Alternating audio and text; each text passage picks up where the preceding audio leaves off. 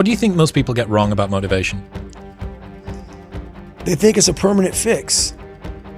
They think it's something that is a constant. They think that maybe once I get it, I'm gonna hold on to it. Stop waiting for motivation. Stop begging for approval. The world doesn't care how you feel. Winners operate in survival mode. Pressure forges paradise. Weakness, easy times destroy empires. Serious people don't wait for Monday. They act now. Discipline isn't emotion. It's rebellion against your excuses. Set the schedule. Do the work. Crush the resistance. Your feelings lie. Your doubts betray you. But discipline, that's the weapon of the unstoppable. So ask yourself, how bad do you want it? Because if the why isn't strong enough, the how doesn't matter. Get up, fight yourself, win. And that's the thing about that I was telling you, that I always talk about. It's nothing is permanent. Nothing is permanent. And a lot of times you have to learn to perform without motivation. You have to learn to perform without purpose. You have to learn to perform a lot of different things. And that's what people think. They think I need to have this motivation to work out, to study, to be better. So if they don't have it, they just don't fucking do it. And that's where you fail. You have to learn to train your mind well beyond motivation. If you have motivation, that's great. That's some kindling to the fire. All it takes is a little spark, you can burn the whole forest up. But motivation, you have to learn to exist without it. You have to learn to be, you have to be your best self when you're least motivated. And that's the tricky part about all that shit. Motivation is just a word. You have to have these different things in your mind on where you want to go and know that motivation is not going to get me there. Because I'm not going to always be motivated. Some people have been bullied. Some people are just stressed out. Some people are insecure. Some people are fat and overweight. And the world puts a lot of this shit in your mind. Your eyes will start to adjust to the darkness. Your body and mind will always adjust to more suffering, to more pain. If you want to push harder, know this. Your mind quits way before your body does. So you have to be willing to go way into that darkness and find more of yourself. Stay hard. Your mind will always beg for the easy path. Train it to crave the hard one. The world doesn't reward what's convenient. It rewards what's conquered. Excuses. Everyone has a million. Winners have one answer. Do it anyway. Stop waiting for perfect. Perfect is a lie. Action beats intention every time. Fall, work, rise, repeat. The person you need to become isn't found in shortcuts or saviors. It's forged in the grind. No one's coming to save you. You are the architect of your own greatness. That voice saying you're not ready? Starve it. The past that haunts you? Burn it. Your potential is limitless, but only if you fight for it. Surround yourself with fire, not excuses.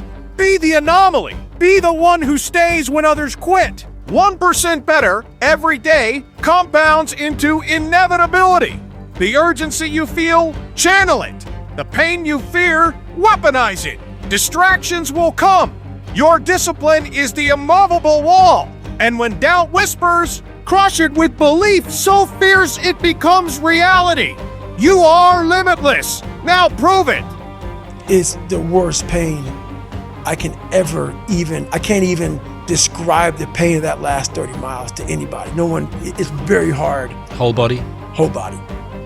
I started realizing if I can flip these insecurities upside down, if I can flip this fear, if I can flip all this, that maybe this depressed, insecure guy, if I can flip it and make it work for me versus against me, I started seeing the power in failure, the power in insecurity, the power in self-doubt. Because I looked at everybody. It may not be true, but that's how I looked at everybody, as being way above me. I thought to myself, if I can be at the lowest part in the world, in the sewer, and be able to overcome all this shit, I started using that as power. And I slowly started passing the guys from Harvard, the guys from MIT, the guys who were these from great families. And oh my God, I'm catching up. I had nothing. So I started flipping it and using this power. You are limitless, but only if you believe it. Believe so deeply that your presence applies pressure. Believe so fiercely that your discipline becomes contagious. Even in silence, people will feel it. Believe you're the best, because if you don't, who will? Success is the sweetest revenge. When they said no, you said yes. You got beat down, but you rose because you remembered how it felt and you refused to stay there. The life you want, it's on the other side of who you're willing to become. So start, push, believe, and never let up. About people talking shit. And it became such a source of fuel that it was amazing, because I know why you hate me. You hate me because you're probably in the bed right now. You're probably an underachiever. You're probably somebody who doesn't want to do anything with your life. So I make you question everything about yourself. So I'm going to continue making you question yourself by coming out here and being even more successful. So I listen to that while I run. I sometimes played in the house about me, and she's like, why do you do this shit? It's half comical and it's half inspiring. I'm actually inspired by it. I've learned to study people before I react. The one thing that made me who I am today is being vulnerable. It's breaking myself down to the absolute rock bottom and being able to tell people who I am. And that's how I fixed it. Literally, being able to look somebody in the eye and say, you know what, man, I have a whole bunch of character problems, character flaws. I've lied about this. I've cheated here. I'm insecure here. This isn't the real me. I lied to you about that. I wanted your acceptance in life. All those things happen, but the thing about it is that we get judged so quickly by who we are. We don't know. We don't go to where it happened. So I had a Q&A this weekend. This one guy there was super frustrated. I gained 20 pounds. I can't find my why. I can't find my purpose. I can't find motivation. Can't find a gym. He went on and on. So I said, hey, okay, relax. Just relax. Can you find your balls? Once you locate those, I need you to grab them. After you grab them, I need you to go find some shoes. If you got some shoes, you can go walk. You can go run. As far as the gym you can't find, do you have a floor where you live? Do some fucking push-ups. Do some sit-ups. We're waiting to find purpose. We're waiting to find why. We're waiting to find all this shit before we start. The thing about it is this. Start now. So when you find your fucking purpose, and you find your why, you can get after it. Stay hard. You've been through pain? Good. That means you're not soft. That means you've tasted struggle and you're still standing. Most people quit when it gets tough, but not you. You've come too far to give up now. You say you have a dream, then act like it. You don't get there by scrolling. You don't get there by chasing 10 things at once. You get there by locking in one goal, one grind, one shot at a time. Every time you choose focus, you get stronger. Every time you say no to distractions, you say yes to your future. The truth is, success don't come to the most talented. It comes to the most locked in. So shut out the noise, block out the doubt, and go all in. Your time is now. Stay focused or stay forgotten. You know, life created this person, me. Life created me to be this fucked up person that I was back in the day. And I had to realize, man, that's okay, man. It's not my fault. Now I gotta go back and fix this shit, though. So a lot of this isn't your fault, why you do some things you do, why you feel the way you feel. But no one's coming back to save your ass. You have to go back to where the shit started, wherever that place is for everybody, and have the courage to go back there and start fixing what broke you. And that's when I was like, hey, I'm fucked up. I'm gonna go back and fix this. A lot of us out here are pushing real hard, but we're afraid to go to that dark side. In your mind, when you push real hard, you have this door in your mind, and a lot of us don't want to open that door. Once you open that door, you're in a tunnel. It's a dark ass tunnel, and you can't see shit. There's one thing about being in dark places. If you have the courage to stay in there long enough, you know how it is when you fight somebody and you broke that motherfucker. He's like, oh God, man, I don't want to go back to the next round. And you feel like, my God, I can fight all day. I can fight all day long. That's what taking souls is. But you have to have the will, the heart, the courage to go that distance when you're exactly jacked up. You have nothing left to give and give more. I learned how to control my adrenals. If you know how you get that fight or flight response when you get to move real quick. Yeah. And I started learning the mind a lot, how to get myself jacked extremely fast, like in a horrible environment when everybody's miserable. I learned how to really find strength in the misery when everybody's suffering, everybody's all poopy pants and their mentality's down and everything. I started just like, my God, this is where I shine. And I started using all that misery for tons of drive and motivation to then lead people further. Because you can get a lot of power through misery. And once people see that, my God, Goggins is fucking going, then everybody says, roger that. Let me get my shit and go too. So I started realizing that if you can just find strength just a little bit longer, you will have a crew of people following you along the way. The world will doubt you. Your mind will whisper you can't. But if you believe, truly believe, nothing can break you. That's where I started learning that life is one big psychological warfare that you play on yourself. You play on yourself, man. The most important conversation I ever had is with myself. And the shit I was telling myself was so fucked up, it was so wrong, it was so misguided. And it started to be what you say to yourself every single day. And I started creating a whole nother warfare, a whole nother battle started becoming. I was like, oh, hang on a second, Goggins. You have these tools. You have these tools. Your life was basically the perfect grounds for training for where you need to go in your life. All the beatings, all the bullying, all the, you going through learning disabilities, all the struggles. It was the absolute perfect training ground for you to go to where you need to go. And that's how I started looking at my life versus woe is me, poopy pants, kick a rock down the street mentality. It was, nah.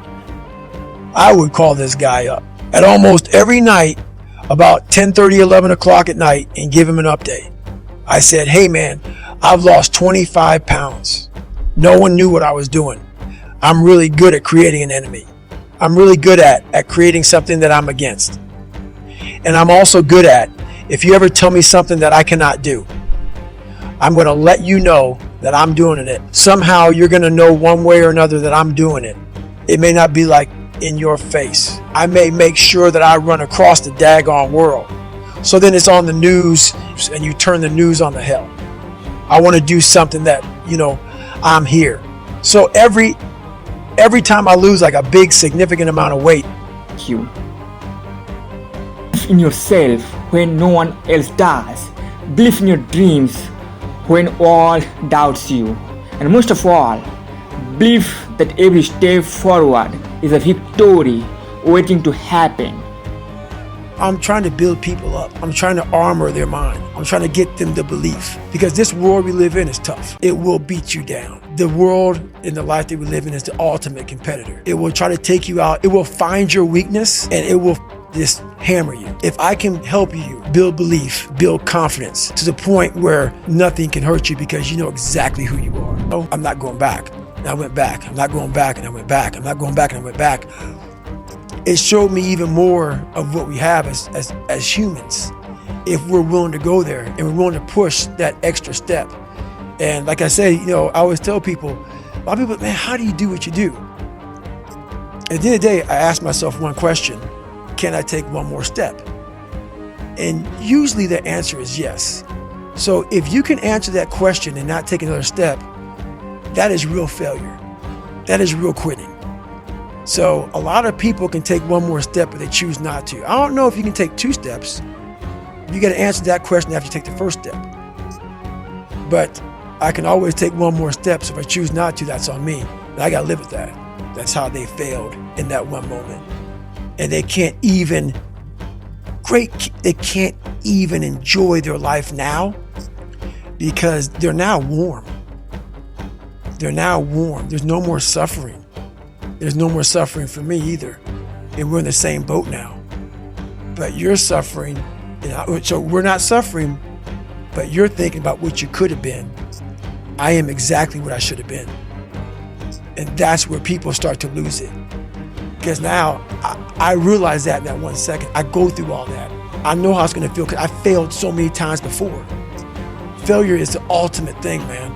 I failed so many times before. That's why I don't look at failure anymore as failure. I look at it as my first, second, and third attempt. So that's what that's all about, man. Well, In a society where mediocrity is too often the standard and too often rewarded, the man who finds a way to complete each and every task to the best of his ability, the man who will adapt and overcome any and all obstacles. All my fears and insecurities I'd bottled up for my entire life started raining down on my head. I was on the verge of giving in and giving up for good. By the time I bent over to catch my breath, I'd run a full mile. That's when I first realized that not all physical and mental limitations are real, and that I had a habit of giving up way too soon. I also knew that it would take every ounce of courage and toughness I could muster to pull off the impossible. I was staring at hours, days, and weeks of non-stop suffering. I would have to push myself to the very edge of my mortality.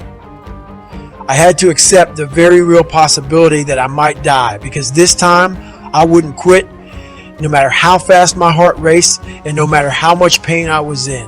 Trouble was, there was no battle plan to follow, no blueprint. I had to create one from scratch. The typical day went something like this. I wake up at 4:30 a.m., munch a banana, and hit the ASVAB books. Around 5 a.m., I'd take that book to my stationary bike where I'd sweat and study for 2 hours. Remember, my body was a mess. I couldn't run multiple miles yet, so I had to burn as many calories as I could on the bike. My heart raced and I stopped. This time I felt the same pain. My heart raced like a car running hot, but I ran through it and the pain faded. That's when I first realized that not all physical and mental limitations are real, and that I had a habit of giving up way too soon. I also knew that it would take every ounce of courage and toughness I could muster to pull off the impossible. I was staring at hours, days, and weeks of non-stop suffering. I would have to push myself to the very edge of my mortality. I had to accept the very real possibility that I might die, because this time I wouldn't quit, no matter how fast my heart raced and no matter how much pain I was in. Trouble was, there was no battle plan to follow, no blueprint. I had to create one from scratch. For me, the only way to make it through that was to feed off my depression. I had to flip it and convince myself that all that self-doubt and anxiety was confirmation that I was no longer living an aimless life. My task may turn out to be impossible, but at least I was back on a motherfucking mission. Some nights, when I was feeling low, I'd call Shaljo. He was always in the office early in the morning and late at night. I didn't confide in him about my depression because I didn't want him to doubt me. I used those calls to pump myself up. I told him how many pounds I dropped and how much work I was putting in, and he reminded me to keep studying for that ASVAB. Roger that. I had the Rocky soundtrack on cassette, and I listened to Going the Distance for inspiration. On long bike rides and runs, with those horns blasting in my brain, I'd imagine myself going through Bud, diving into cold water, and crushing Hell Week. I was wishing, I was hoping, but by the time I was down to 250, my quest to qualify for the SEALs wasn't a daydream anymore. I had a real chance to accomplish something most people, including myself, thought was impossible. Still, there were bad days. One morning, not long after I dipped below 250, I weighed in and had only lost a pound from the day before. I had so much weight to lose, I could not afford to plateau. That's all I thought about while running 6 miles and swimming 2. That was the only way I could manage the demons in my mind. Either way, there would be suffering. I had to choose between physical suffering in the moment and the mental anguish of wondering if that one missed pull-up, that last lap in the pool, the quarter mile I skipped on the road or trail would end up costing me an opportunity of a lifetime. It was an easy choice. I wanted to feel good about myself, as I have the ability to see the end before the beginning even begins. And what that means is I know that to get to the very end, I can see it right now. So before I went to Buds and I was losing all this fucking weight and shit, I saw myself walking across the fucking stage at 191 pounds. That's what I had to get to get into the door. I became the roughest critic in the world on myself. And that's what changed me. I literally saw myself in the mirror. I saw the truth versus saying, my dad did this to me from beating me. Kids in school from calling me nigger did this to me. My life did this to me. My broken foundation did this to me. I took that and said, you know what? Well, some people may help this happen, but now I have to own this. No one's going to come back to save me.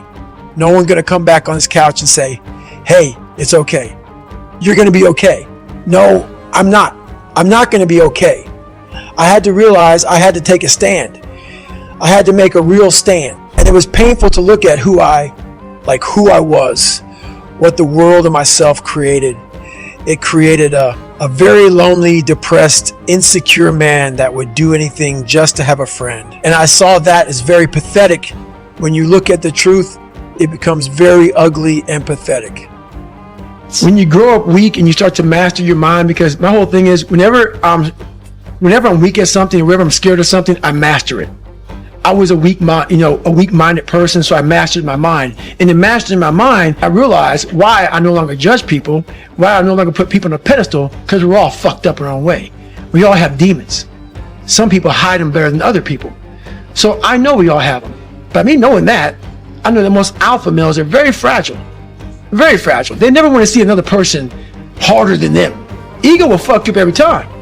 Ego is serious. So if I can hurt your ego, I got you.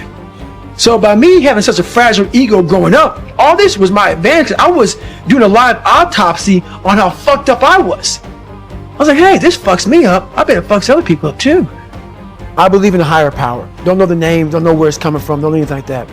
But I believe that this power, and visualize me real quick.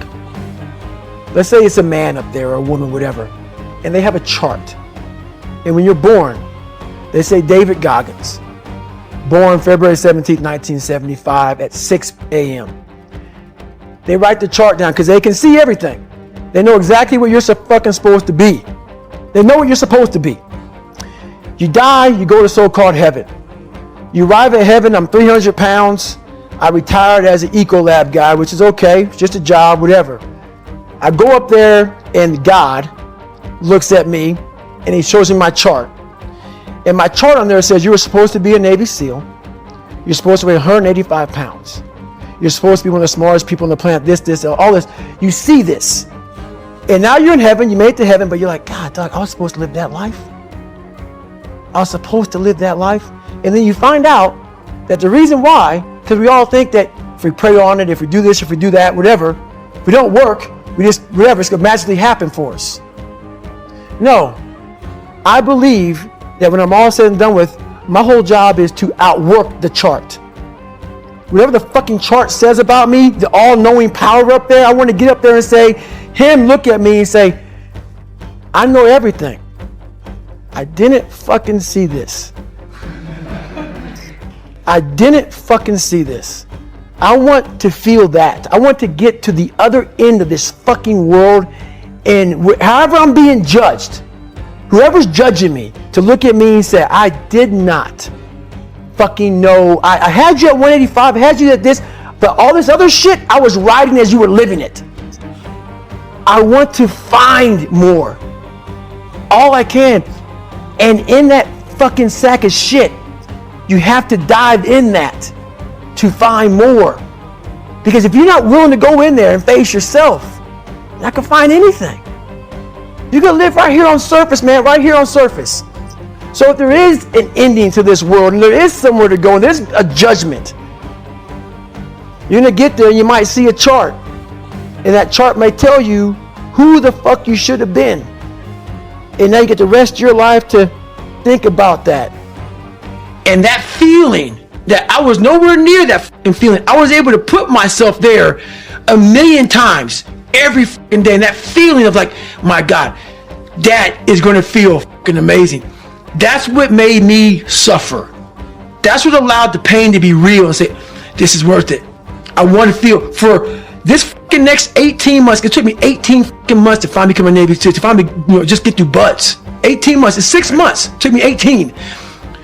That's what woke me up every morning, was I'm gonna put myself through this much fucking pain and suffering for a few seconds. That's all it is. A few seconds of joy.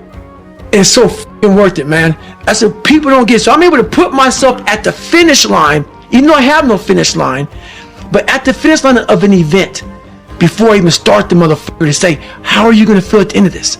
And I was a kid who kind of got the bad genes. I had all these little sickly issues, all these allergic to shit. I was a little sickly kid. And it's funny how when people hear my story now, they want to put a title on me.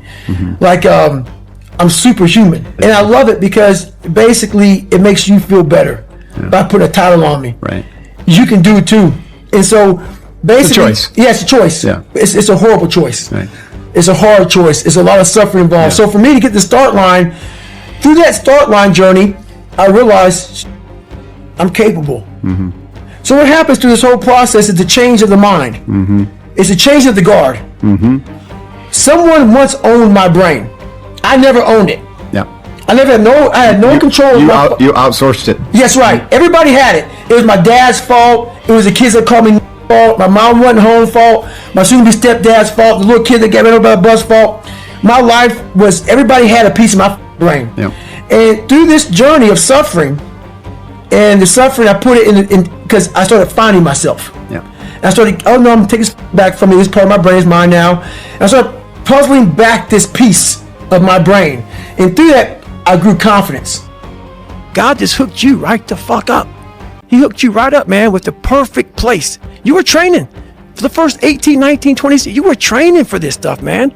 You have the advantage of everybody else versus, my God, they're so above me. They came from a great family. Mom and dad love them. They didn't have to learn, they didn't stutter, they didn't struggle. No, man, your struggle is what made you who you are now.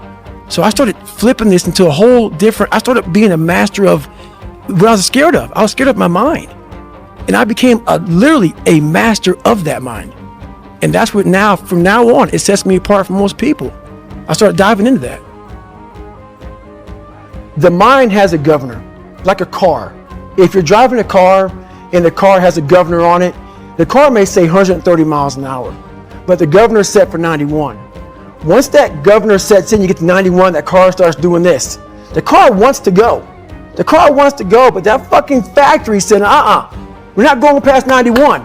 We have a factory, a nice governor in our brain, and it's a survival mechanism. It protects us from pain and suffering. The second we feel that shit, our mind says, oh no, this isn't fun. We should back off. We should sit down, find something more comfortable. And there's something about the mind. The mind has the tactical advantage over you at all times.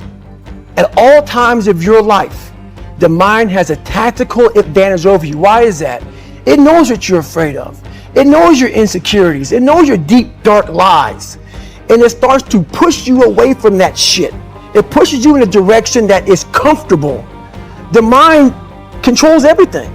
So what I realized was that when I was growing up and I was 300 pounds and I got all fat and I got all insecure, I realized that my mind kept taking me in this direction. When things got uncomfortable for me, when I was facing my insecurities, I was facing my fears, my mind said, oh no, we have the tactical advantage. We need to get you, separate you from this feeling over your life's all about feelings. We want the happy feeling.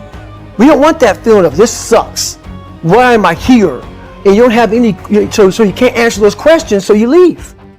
I started realizing that if in that moment you can answer those fucked up questions and you are now in charge of your brain versus your brain ruling you, this is hour one. I said, let's go ahead and have some fun. I said, we're gonna start fucking with these guys. So the evolution here was we just got through with med check.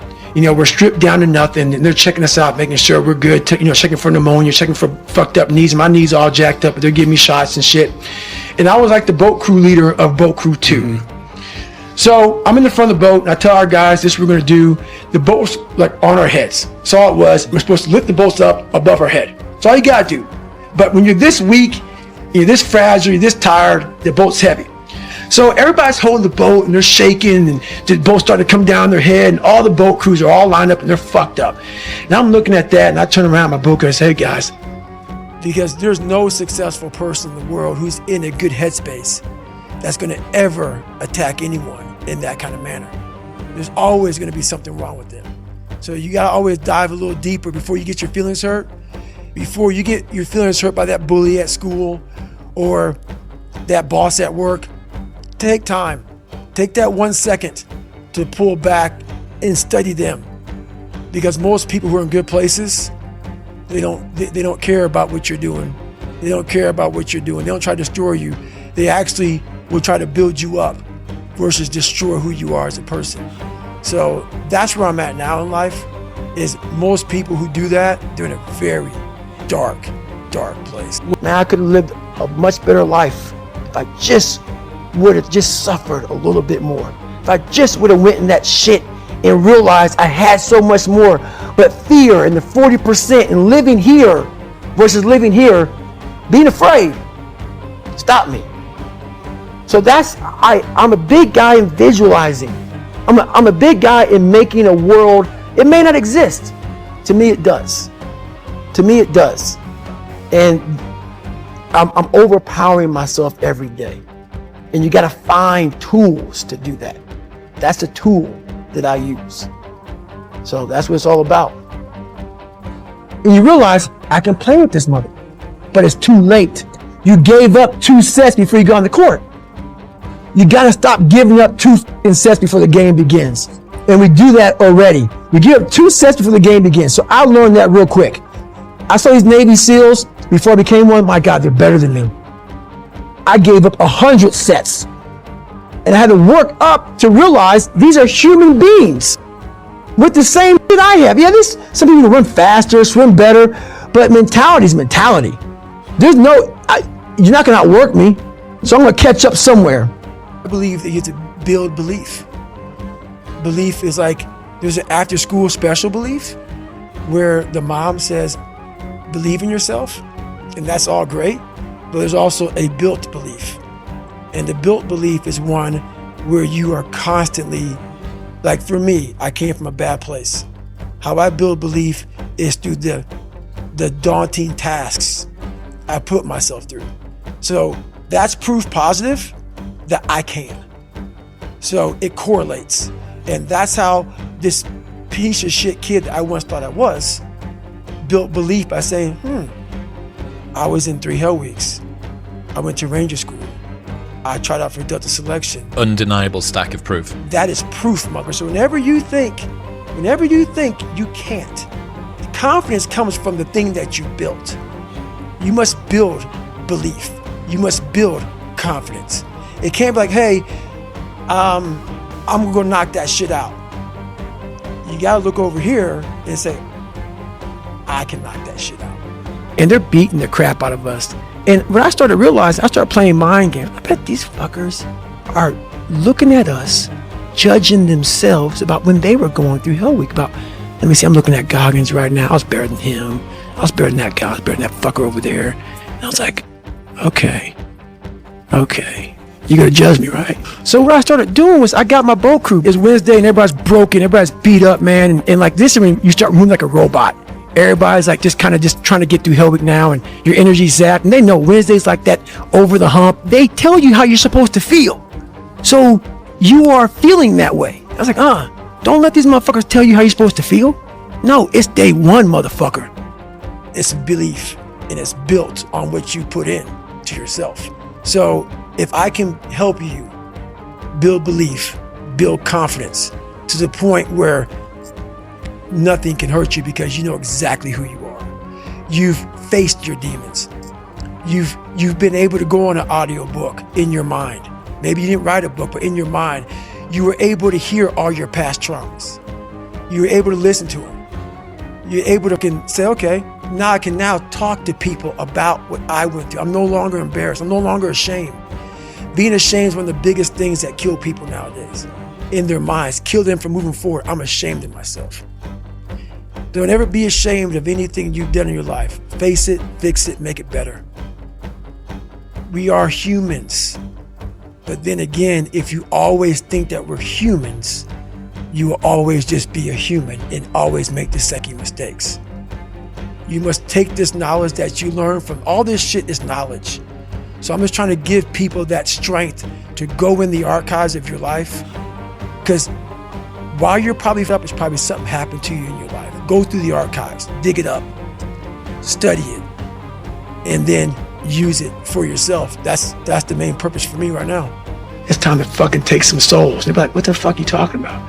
I said, we're gonna get you. I go, see all these fucking instructors out here, all in their fucking jackets and drinking coffee and laughing and smiling and shit. I want their fucking faces to go straight up fucking numb.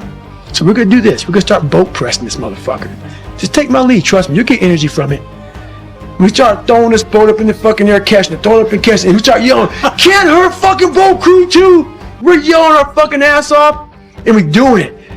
And I looked on the instructors' faces, and it looked like someone had just fucked with their soul.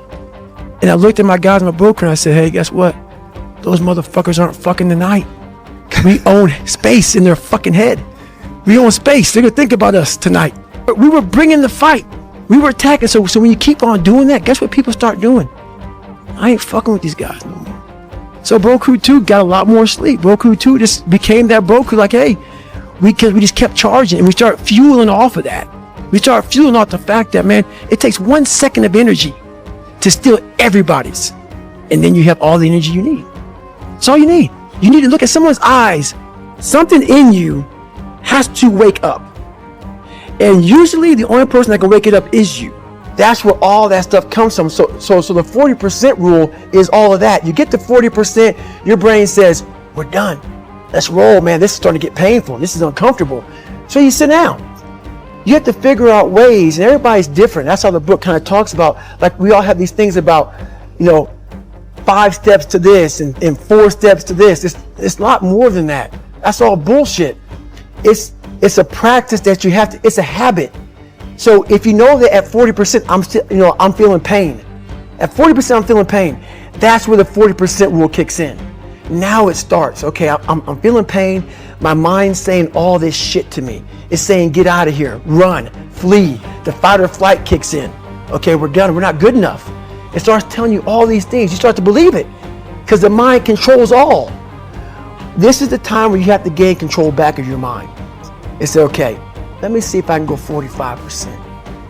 And once you start giving yourself more and more hope and start realizing, okay, the mind starts to be, okay, what are you doing? We're supposed to be going right and you're going left. You start then controlling your mind. Start finding more in yourself, and then it goes from 40% to a lot further than that. But that's the start of it, though. Get to the spot where your mind is saying stop.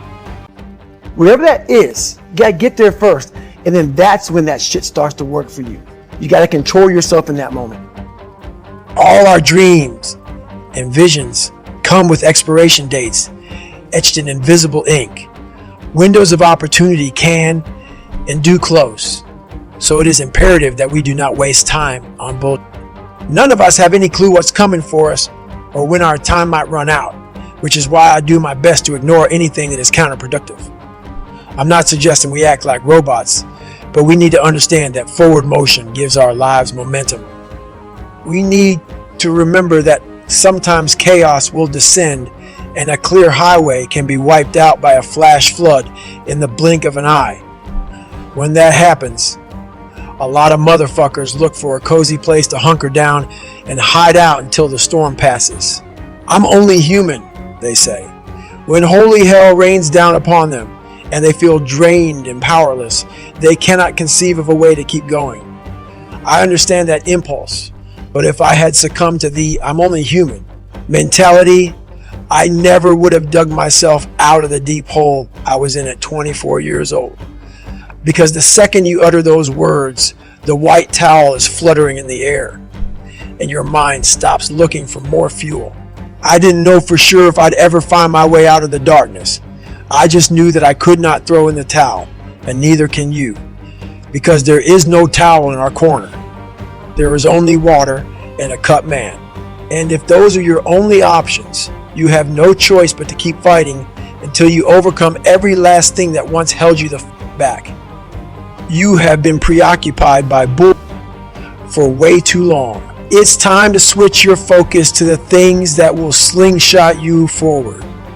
I started watching those instructors on the side, because there's 3 shifts. There's 8 instructors, 3 shifts. Because the guys going through Hell Week, they're up all day and all night for 130 hours.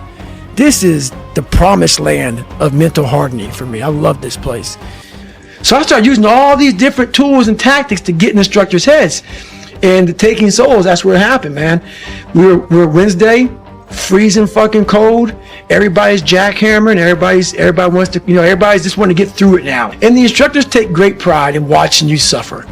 They do. We, in a sick way, it's kind of funny. You were there once as a student. Now you're an instructor. But I knew, how would I be thinking if I was an instructor? I would love seeing this sadistic shit go on. So they do their 8-hour shift. They have their parkas on. It's usually cold, coffee, drinking their coffee. But what wouldn't I like to see? I would hate to see some guys just looking like this is just another fucking day on the fucking beach and go fuck yourself. I would hate to see that. Yeah. So I said, you know what, man? It's time. I can't fight you. You guys can fuck me up all day long. That's your job, and I love your job. I love what you guys are doing. You guys are making us better. But now I'm going to take the tactical advantage, and I'm going to start fucking with you. It's so easy to get lost in the fog of life.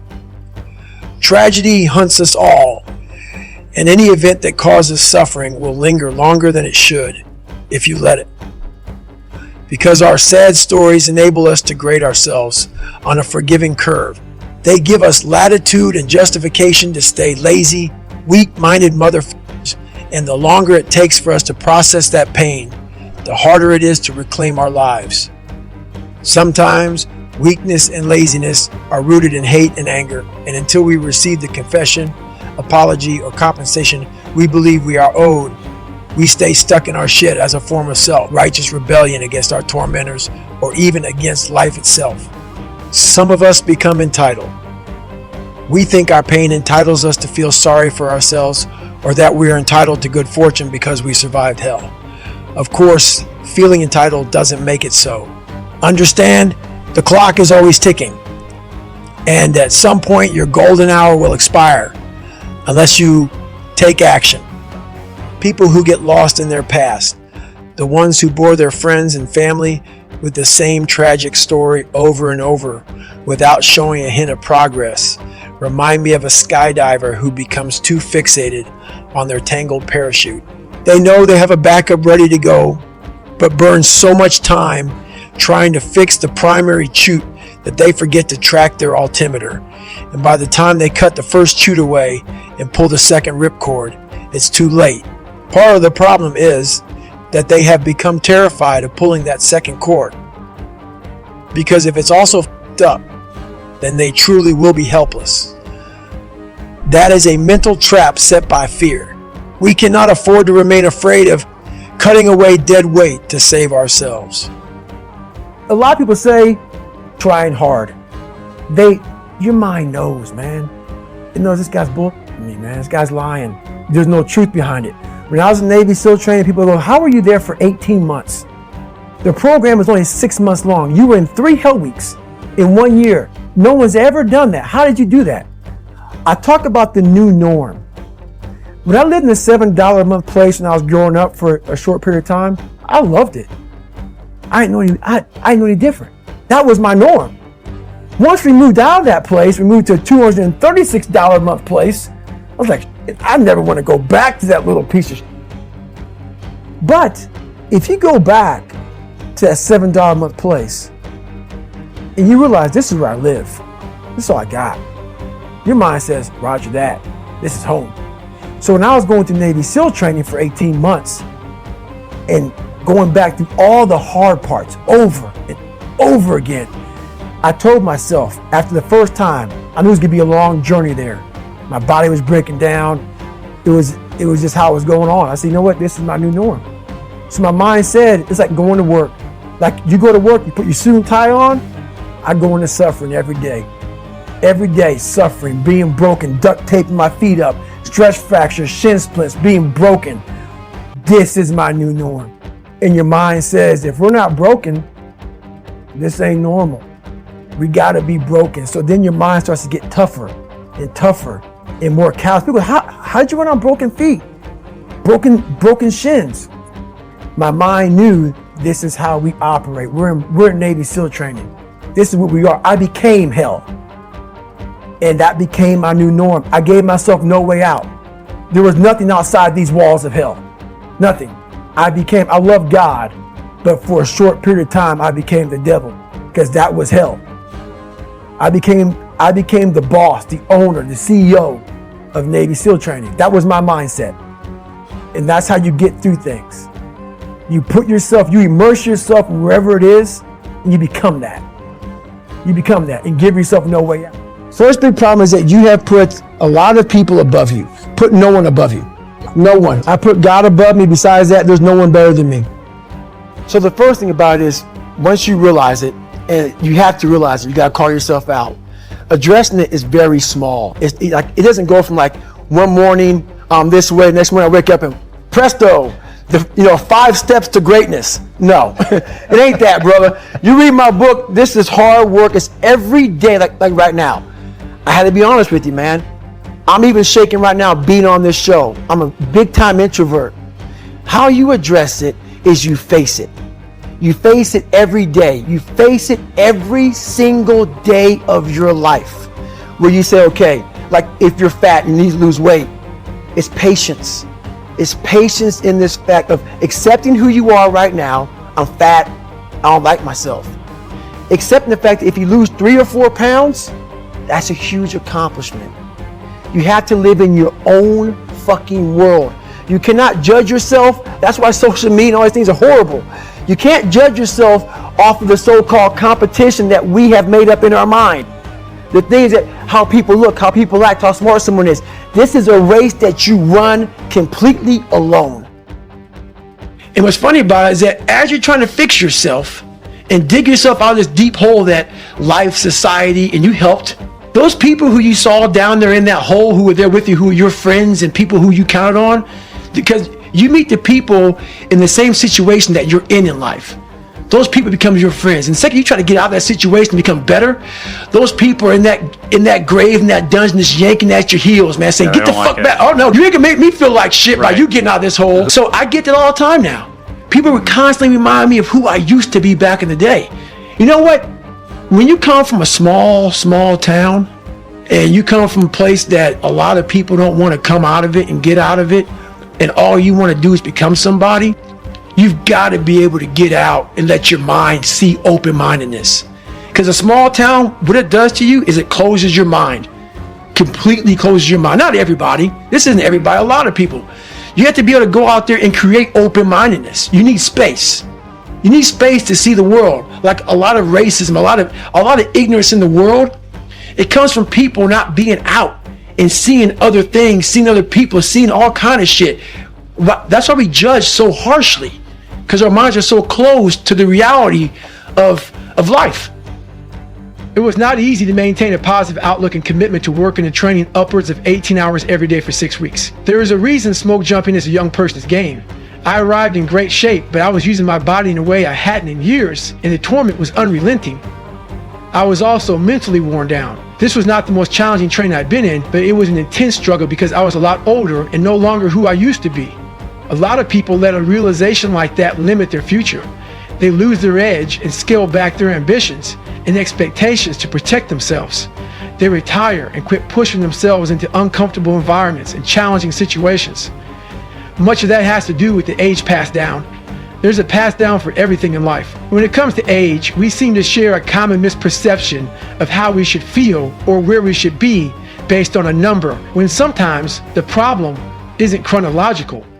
Often it isn't Father Time that is fucking you up, but his brother, Father Fatigue. They say that you can't beat Father Time, and that may be true, but you can damn sure make his brother feel your resistance.